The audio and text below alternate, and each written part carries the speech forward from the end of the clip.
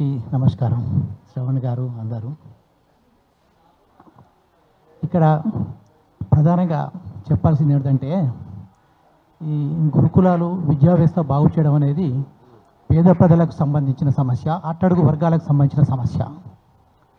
విద్యా వ్యవస్థను గురుకులాలను పట్టించుకుంటలేదు ప్రభుత్వం అంటే పేద ప్రజల పట్ల శత్రుభావంతో ఉన్నది అన్నట్టు. దాన్ని ఎదుర్కోవాల్సిన బాధ్యత మనందరి మీద ఉన్నది. విద్యా వ్యవస్థ విద్యా కరపడం అంటే ఒకళ్లకు ఐఏఎస్ అధికారి ఇవ్వడం, డాక్టర్ను ఒక ఇంజనీర్ను కొందరు తయారు చేయడం కాదు. అది సామాజిక పరివర్తనకు ఒక సాధనం. ఈ స్పష్టత స్వాతంత్రం వచ్చినప్పటి ఇప్పుడు అబుల్ కలాం కానీ నెహ్రూ వీళ్ళందరి లోపల ఉంది. ఆ క్రమంలో చర్యలు తీసుకున్నారు. ఆ తర్వాత ఏమిటంటే విద్యా వ్యవస్థ అంటే విద్యారంగం అంటే అదో మానవ వనరుల శాఖ అని చెప్పేసి ఇండస్ట్రీలకు ఏదో నైపుణ్యాలు తయారు చేయడం, అంటే మన టీచర్ల కంటే ఎక్కువ మనకు ఇంజనీర్లు కావాలి అన్నట్టుగా ఈ వ్యవస్థ అనేది తయారైంది. కానీ తెలంగాణ వచ్చిన తర్వాత మళ్ళీ మన ఆలోచనలో కొంత మార్పు రావడం సంతోషం. విద్యా వ్యవస్థలో మెరుగులు దిగుతుంది అనే ఆశాభావం ఏర్పడ్డది. ఆ క్రమంలో గురుకులాలు కూడా ఏర్పడ్డాయి. గురుకులాలు ఏర్పడిన తర్వాత ఏమనిపించిందంటే గురుకులాలు ఏర్పడిన అది ఎండ్ కాదు, ఇంకా అయిపోయింది కాదు, గురుకులాలతో మొదలైంది అని అనుకున్నాం అన్నట్టు.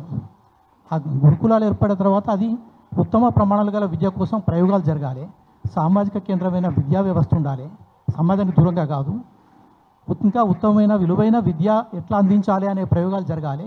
ఆ గురుకులాల స్ఫూర్తితోని మొత్తం పాఠశాల విద్యా వ్యవస్థను బలోపేతం చేయాలనేది మన లక్ష్యం.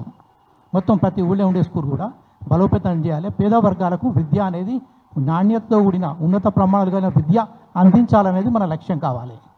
కానీ విషయం ఏంటంటే ప్రభుత్వం కనుక ఉన్నత ప్రమాణాలు గల విద్యా పాఠశాలను కనుక ఏర్పాటు చేసినట్టయితే ప్రజలు పంపించడానికి సిద్ధంగా ఉంటారని గురుకులాలు నిరూపించినాయి. గురుకులాల ప్రయోగం సక్సెస్ అయింది. కానీ అప్పుడే ఏమైందంటే మళ్ళా ప్రభుత్వం విషాదకరం ఏంటంటే గురుకులాలలోనే మంచినీళ్ళ కోసమో టాయిలెట్లు లేవనో అన్నం దొరకలేదని గొడవ చేయాల్సిన పరిస్థితి వచ్చింది. ఒక ముందడుగు వేయాల్సింది పోయి గురుకులాలను ఇంకా ఉన్నతీకరించుకుంటూ వాటి స్ఫూర్తితోని పాఠశాల వ్యవస్థను బలోపేతం చేయడానికి బదులు వెనుకడుగు మళ్ళా, అంటే ఇదంతా కూడా పేద ప్రజల పట్ల శత్రుభావంతో చేస్తున్న పనిగా భావించాలి.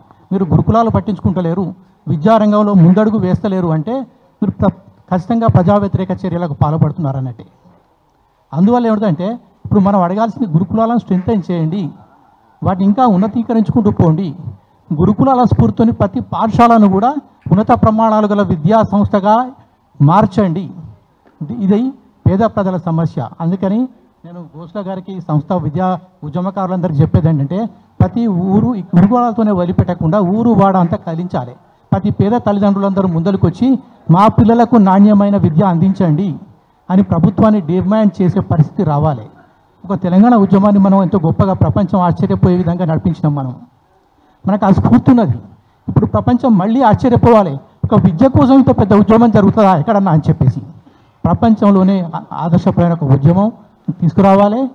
తెలంగాణను ఒక ఉన్నతమైన, నువ్వు రాకెట్లు ఎందుకు ఆకాశంలో పంపించినావు, ఇంకెన్ని మిసైల్స్ తీసుకుపోయినావు, చంద్రుని మీద కాలు పెట్టినావా, అవి కాదు, కింది తరగతిలో ఉన్న పేదవాడు ఉన్నత కక్షలకు పెండా లేదా అనేదే ప్రధానం. అదే మన అభివృద్ధి కులమానం కావాలి. ఆ దిశగా పేద ప్రజలందరినీ కూడా తల్లిదండ్రులందరినీ కూడా మనం కదిలించాలి. తెలంగాణ వ్యాప్తంగా ఒక విద్యా పరిరక్షణ కోసం, విద్యాల కోసం, పేదవాడికి విద్య అందించడం కోసం ఒక ఉద్యమం తీసుకురావాల్సిన అవసరం ఉంది. జై తెలంగాణ.